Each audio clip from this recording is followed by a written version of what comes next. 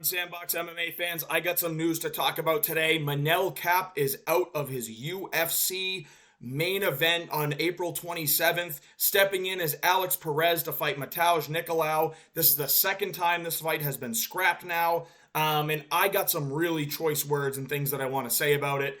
I am absolutely appalled that this fight has not gone through. I am a huge Manel Kape fan. Was a huge Manel Kape fan. It's getting really hard to defend him now because we're looking at 9 missed bouts since his UFC career started. Now, this one is not due to him missing weight like it was in January, which we don't have this problem if you make weight in January.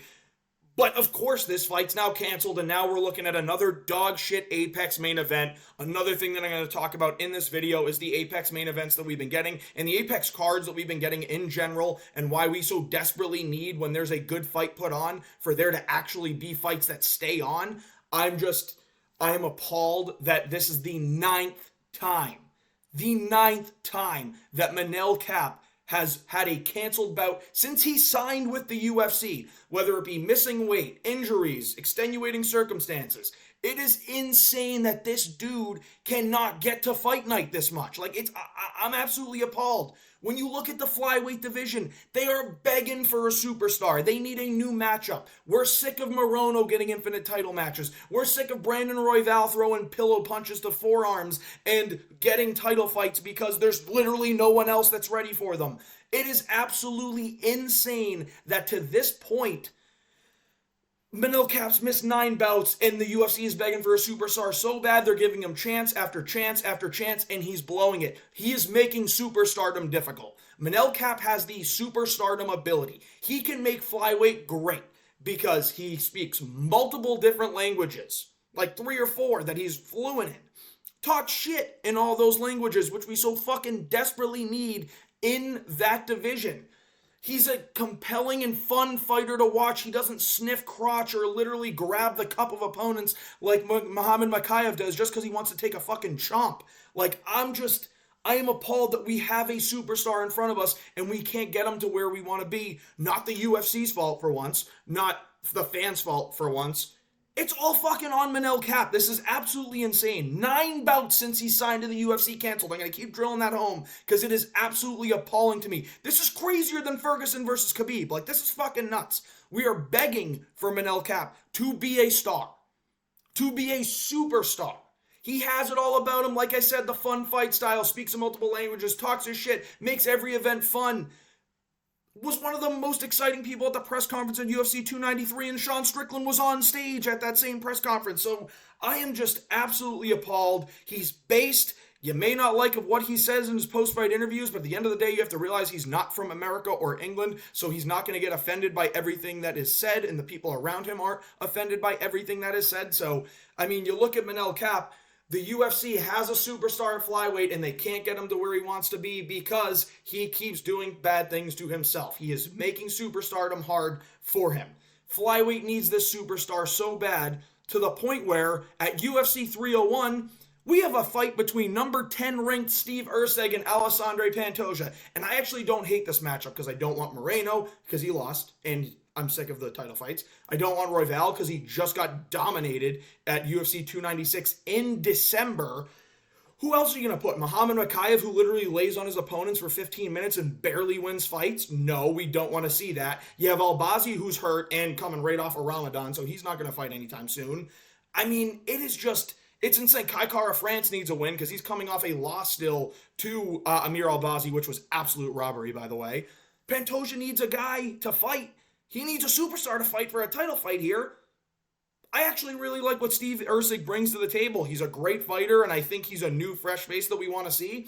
But where he's standing is where Manel Kape should have been standing. He would have been standing with just a win over Mateus Nicolau. It could have been boring, but if he wins, he's stepping in that spot in a main event to have a chance at a title fight that I think he actually has a good chance of winning. Now, I would still probably lean towards Pantoja, but I think Manel Kape has a damn good chance. A little bit better than Steve Erceg, but I think Steve Erceg has a puncher's chance as well. So I am interested in this fight, but this is where Manel Kape's supposed to be. The UFC is so desperate to save the flyweight division, to make the flyweight division great, to make it entertaining, to make people want to watch, that they give him a main event. against Mateus Nicolau after he already missed weight against the same opponent. And now he pulls out, and now we're getting Steve Erceg on Brazil, and Manel Kape is going to be nowhere to be found. Now, there is one situation in which this can be saved. Now, Perez, good on you to step in. We're going to talk about that card in a little bit as well. But there is one situation in which this can be saved.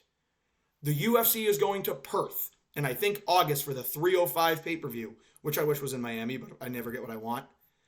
They need to rebook Manel Kape versus Kai Kara France, and the winner can take that title fight. And if Manel Kape misses weight, I am officially off the train. I will degrade him worse than I degrade Ian Gary for sitting in the corner and watching his wife get piped out by the nutritionist. So I am just... This is the only way it can be saved. We want to see Kai. We want to see Manel Kape. The winner can get a title shot. I'm totally cool with that.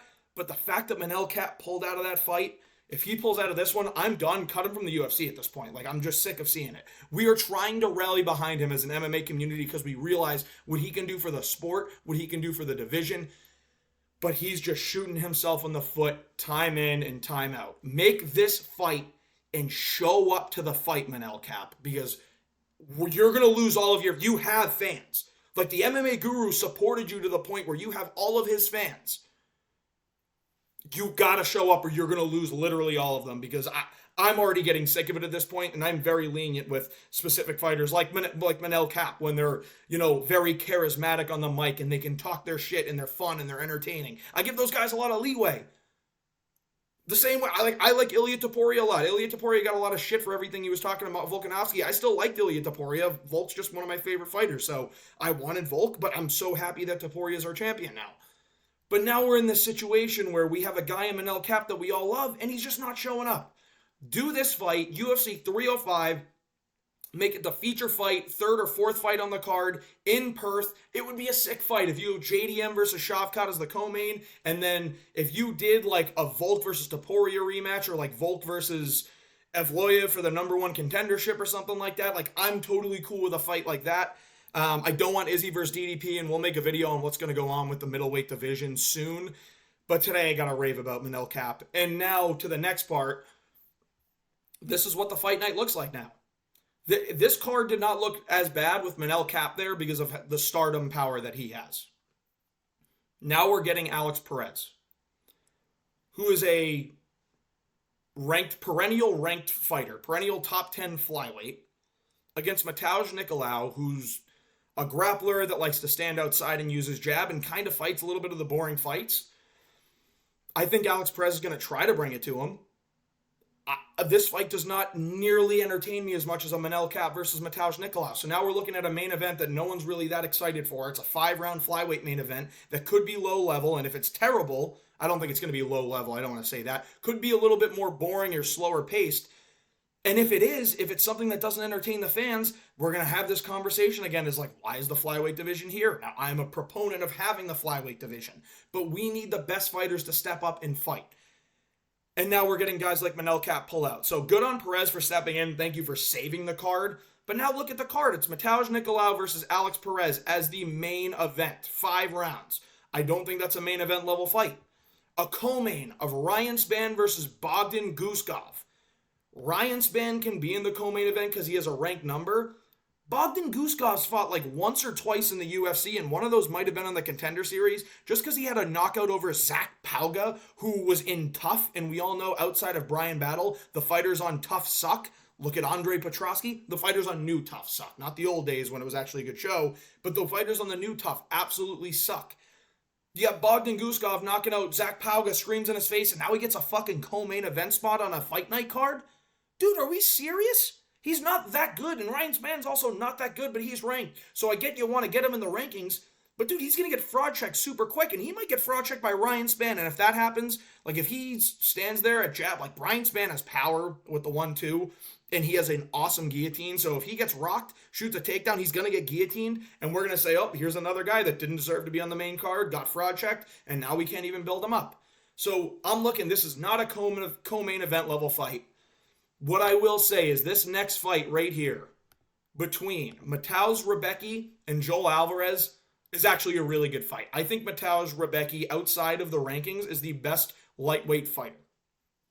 Great grappling, physically strong, small reach. He's 5'7", he's a small dude with a short reach, and Joel Alvarez is literally the hardest opponent for him because of the reach and things like that, outside of the rankings, I think. But Rebecki's got great low kicks, great power, great grappling. He's physical. He's a fun fighter. He's a guy that you got to look out for. So I actually really like this fight. It deserves to be on the main card. But then, come on, look at this, dude. On main card, where we have Tim Means on the main card again against Uros Medic, not main card worthy. Ronnie Yaya, who's like, looks like he's 90, but I think he's only like 38. Oh, versus Victor Henry, who's also like 36 or 38. Let's check. 36, 39. Like, dude, what are they? Not ranked fighters. Again, no ranked fighters. One ranked fighter.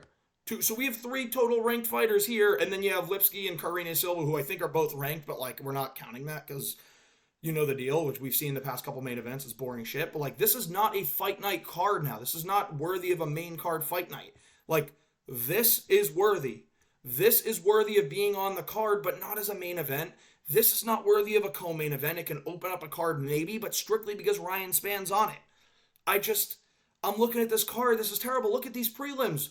Prelim headliner of Dontel Mays, who's 10-6 against Caio Machado, who's not impressive, has had 2 chances on a contender series to get in the UFC, and that's how he got in. Who'd he beat? Ihor Potieria? Like, dude, fuck off. Everyone knocks out Ihor Potieria except for his last fight. So Mahashate's a good prospect. Gabriel Benitez is an old fuck again. We have a low-level women's fight here. Back-to-back, great. I have a nice long 30 to 45-minute poop break right here.